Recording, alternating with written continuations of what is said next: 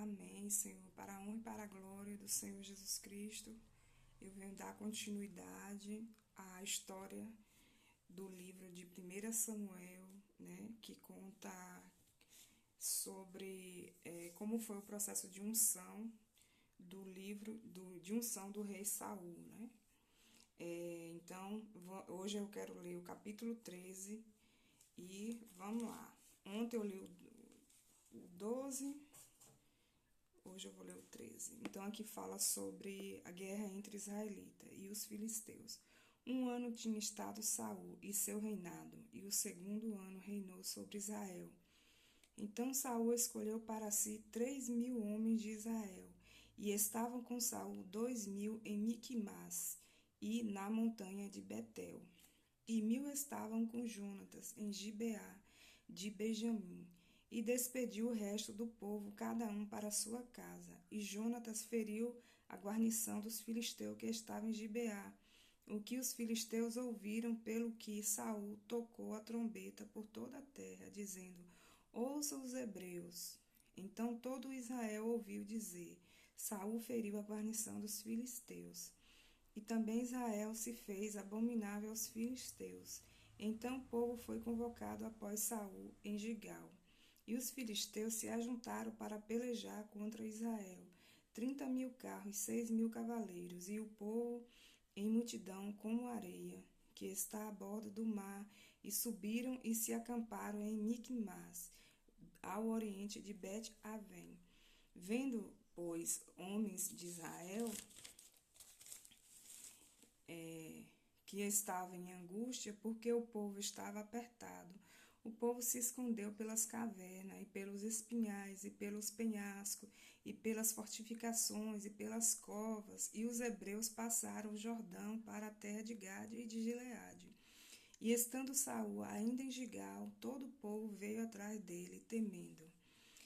E esperou 7 dias até o tempo que Samuel determinara, não vindo, porém, Samuel a Gigal, o povo se espalhava dele. Então disse Saul: trazei-me aqui o holocausto e oferta pacíficas. E ofereceu o holocausto. E sucedeu que, acabando ele de oferecer o holocausto, eis que Samuel chegou a Saul, lhe saiu ao encontro para o saudar. Então disse Samuel: que fizeste? Disse Saul: porquanto via que o povo se espalhava de mim, e tu não vinha nos dias aprazados, e os filisteus já tinham ajuntado em Miquimás, eu disse: agora descerão os filisteus sobre mim a Gigal, e ainda a face do Senhor não orei, e você me ofereceu o holocausto. Então disse Samuel a Saul: agiste neciamente, e não guardaste o mandamento que o Senhor teu Deus te ordenou, porque agora o Senhor teria confirmado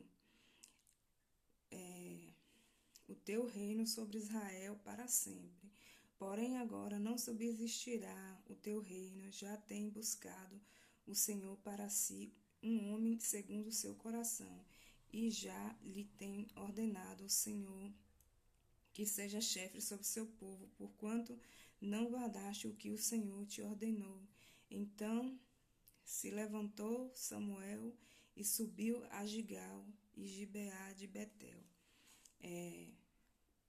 Jamim, e a Saul contou o povo que achou com ele uns 600 varões, e Saul e Jonatas seu filho, e o povo que se achou com ele ficaram em Gibeá de Benjamim. Porém os filisteus se acamparam em Miquimás, e os destruidores saíram do campo dos filisteus em 3 companhias. Uma das companhias voltou pelo caminho de Ofra à terra de Sual. Outra companhia voltou pelo caminho de Bet-Horon, e a outra companhia voltou pelo caminho do termo que olha para o vale Zeboim, contra o deserto. E toda a terra de Israel, nenhum ferreiro se achava, porque os filisteus tinham dito para que os hebreus não façam espada nem lança, porque todo Israel tinha que descer aos filisteus para amolar cada um a sua relha, e a sua enxada, e o seu machado, e o seu sacho. Tinha, porém, limas adentadas para os seus sachos e para as suas enxadas, para as forquinhas de 3 dentes, e para os machados, e para consertar as aguilhadas. E sucedeu no dia da peleja, se achou sem espada nem lança na mão de todo o povo que estava com Saul e com Jonatas. Porém acharam-se com Saul e com Jonatas seu filho. E saiu a guarnição dos filisteus ao caminho de Micmas. E sucedeu, pois, que um dia disse Jonatas, filho de Saul, ao moço que lhe levava as armas: Vem, passemos a guarnição dos filisteus que está lá daquela banda. Porém não fez saber o seu pai. E estava Saul na extremidade de Gibeá, debaixo da romeira que estava em Migron. E o povo que havia com ele eram uns 600 homens. E Aias, filho de Aitube, irmão de Icabô, filho de Finé, filho de Eli, sacerdote do Senhor em Siló, trazia o éfode. Porém o povo não sabia que Jonatas tinha ido. E nas passagens pelas quais Jonatas procurava passar a guarnição dos filisteus, desta banda havia uma penha aguda, e da outra banda uma penha aguda, e era o nome de uma Bozés, e o nome de outra Sené. Uma penha para o norte estava defronte de Micmas, e a outra para o sul defronte de Gibeá. Disse, pois, Jonatas ao moço que lhe levava as armas: Vem, passemos a guarnição deste incircunciso. Porventura operará o Senhor por nós, porque para com o Senhor nenhum impedimento há de livrar com muitos ou com poucos. Então seu pajem de armas lhe disse: Faze tudo o que tens no coração. Volta e eis-me aqui contigo, conforme o teu coração. Disse, pois, Jonatas: Eis que passaremos aqueles homens e nos descobriremos a eles. E se nos disserem assim: Parai até que cheguemos a vós, então ficaremos no lugar e não subiremos a ele. Porém, dizendo assim: Subia a nós, então subiremos, pois o Senhor os tem entregado na nossa mão, e isto nos será por sinal. Descobrindo-se ambos eles, pois, a guarnição dos filisteus, disseram os filisteus: Eis que já os hebreus saíram da caverna em que se tinha escondido. E os homens da guarnição responderam a Jonatas e o seu pajem de armas, e disseram: Subi a nós, e nós vô-lo ensinaremos. E disse Jonatas ao seu pajem de armas: Sobe atrás de mim, porque o Senhor os tem entregado na mão de Israel. Então subiu Jonatas com pés e com as mãos, e o seu pajem de armas através dele. E caíram diante de Jonatas, e seu pajem de armas os matava atrás dele. E sucedeu estas primeiras derrotas, em que Jonatas e seu pajem de armas feriram até uns 20 homens, quase no meio de uma geira de terra que uma junta de bois podia lavrar. E houve tremor no arraial, no campo e em todo o povo também, a mesma guarnição, e os destruidores tremeram, e até a terra se alvoroçou, porquanto era tremor de Deus. Olharam, pois, os sentinelas de Saul em Gibeá de Benjamim, e eis que a multidão se derramava e fugia, batendo-se. Disse então Saul ao povo que estava com ele: Ora, contai e vede quem é que saiu dentre nós.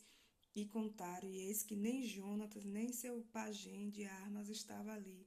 Então Saul disse a Aias: Trazei aqui a arca de Deus, porque naquele dia estava a arca de Deus com os filhos de Israel. E sucedeu que, estando Saul ainda falando com o sacerdote, o alvoroço que havia no arraial dos filisteus ia crescendo muito e se multiplicava, pelo que disse Saul ao sacerdote: Retirara a tua mão. Então Saul e todo o povo que havia com ele se ajuntaram e vieram à peleja. E eis que as espadas de um era contra o outro, e houve muito grande tumulto. Também com os filisteus havia hebreus, como dantes, que subiram com eles ao arraial em redor.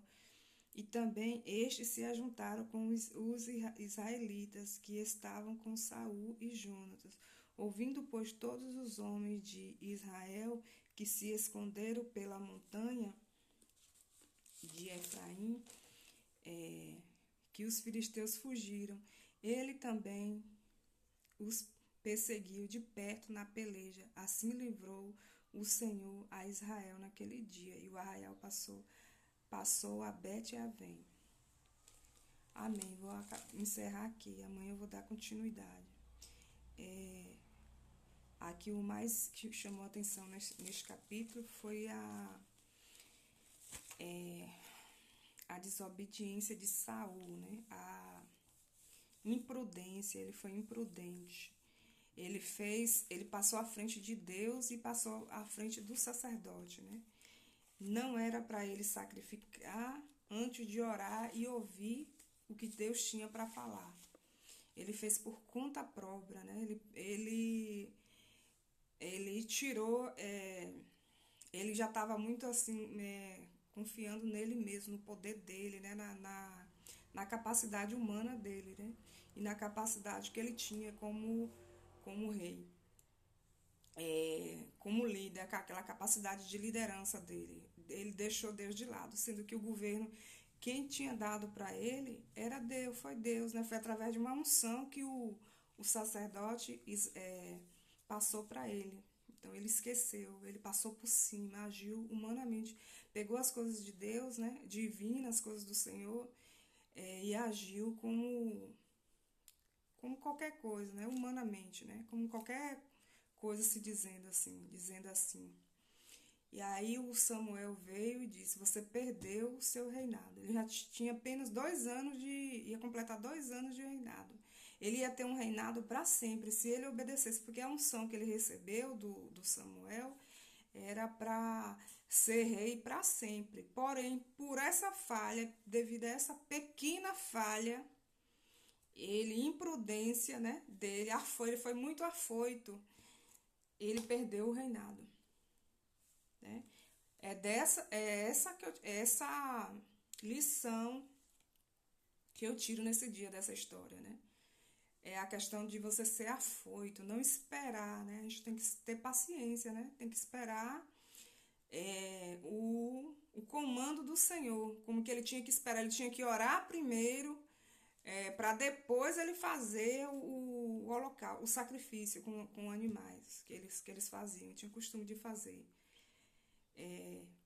E assim eu finalizo esse capítulo, eu finalizei o capítulo 13, dei início no capítulo 14, e eu finalizo para a honra e para a glória do Senhor Jesus. Amém.